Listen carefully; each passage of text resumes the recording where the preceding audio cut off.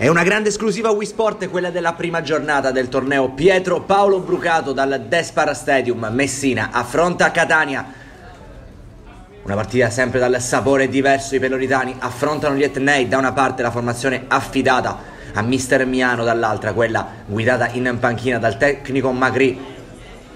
Il Messina si schiera con un 4-3 che vede Forestieri tra i pali, linea difensiva a 4 come detto, con Di Bella a destra. Al centro ci vanno Trimboli e Lopresti, a sinistra De Glo, a centrocampo Santa Paola insieme a Capilli e a Di Stefano. In avanti l'unica punta Simone Spuria, supportato da Paolo Marino e da Samuel Corso. Tenuta giallo-blu per il Messina, qui lo scambio di saluti classico con il rosso-blu del Catania, e poi si potrà iniziare un Despar Stadium gremito in ogni ordine di posto per assistere alla prima giornata delle rappresentative provinciali, l'Under 17, su cui ci sono tante attese da parte di tutta la città. Si può partire con il film del primo tempo e Catania a dare il via alle ostilità. La prima offensiva però è del Messina, con questo calcio punizione affidato al numero 10 Marino. L'incrocio per questione di centimetri non viene colpito dal giocatore in forza al Gescal, poi sbanda la difesa del Messina e ne approfitta Catania, e con il 10 Di Paola all'incrocio porta in vantaggio gli etnei. Forestieri non può nulla nella prima occasione utile, è la formazione etnea a portarsi in vantaggio. Bellissimo il gol, ma pesano gli errori difensivi di Messina, che qui subisce ancora un'offensiva sempre con Di Paola servito da Marcellino. Pallone però alto sopra la traversa. Messina prova a reagire, pallone di Marino nello spazio per Simone Spuria, esce così il portiere, va a travolgere Spuria, non c'è però fallo da rigore secondo il direttore di gara, che indica il rinvio dal fondo. Si lamenta ancora l'attaccante del Città di Messina quando è Samuel Corso a sistemare il pallone per un calcio di punizione. Spennella dentro per Lopresti, che arriva sul secondo palo, prende l'ascensore e porta sull'1-1 Messina. Il centrale in forza al Camaro su assist del fantasista del Città di Messina. Tutto da rifare al Despar Stadium. I peloritani hanno acciuffato gli etnei.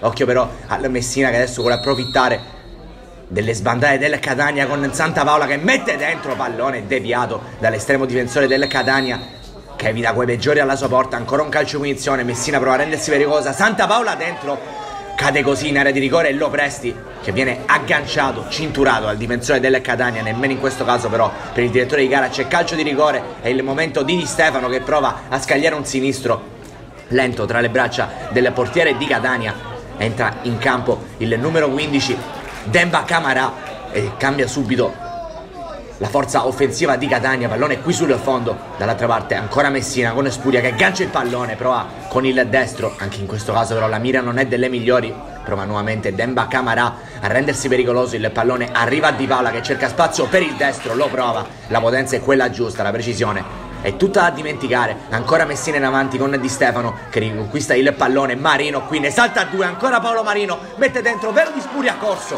alto sopra la traversa. Messina però c'è con le grandi giocate del fantasista del Gescal, che rivediamo grazie al nostro rallenti.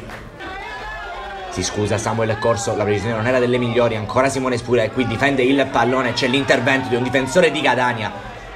Niente, nemmeno in questo caso il rallenti però va a scagionare il direttore di gara e il numero 4 degli etnei. Pallone pieno, finisce così il primo tempo 1-1. Alla rete iniziale di Paola al minuto 7 ha risposto Simone Lopresti al minuto 16. Un ottimo Messina, occhio però alla forza offensiva di Catania, che quando prova ad attaccare fa sempre male in zona Forestieri, che fino a questo momento però sta difendendo egregiamente la porta della formazione peloritana. Parte bene Catania nel secondo tempo con Marcellino che apre il piattone. Mamma mia, che occasione per il capitano di Catania. Non è che sfiora solamente il palo, ma un passo dal vantaggio. La formazione di mister Magri, dall'altra parte quella di mister Miano, ci riprova, pallone dentro di Santa Paola. Marino viene anticipato all'intervento del numero 1 catanese. Primo cambio per Messina, entra Dilettoso al posto di Di Stefano, e ancora Demba Camarà per Catania.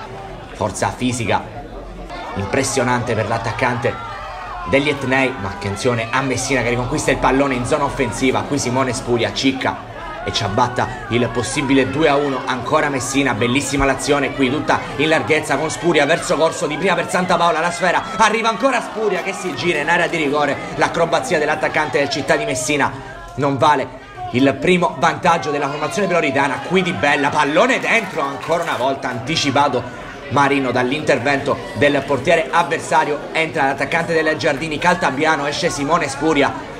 Qui Santa Paola ancora percorso che prova a dialogare con il neoentrato Caltabiano, gli restituisce perfettamente il pallone, il mancino da parte del numero 11, però termina la sua corsa oltre la linea di fondo campo. Esce corso, entra Flavius Catalin, centrocampista in forza allo Sporting Atene, ma è Catania a rendersi pericolosa qui con Demba Camarà, probabilmente in maniera irregolare su Dilettoso. La sfera sbuca, arriva a Di Paola.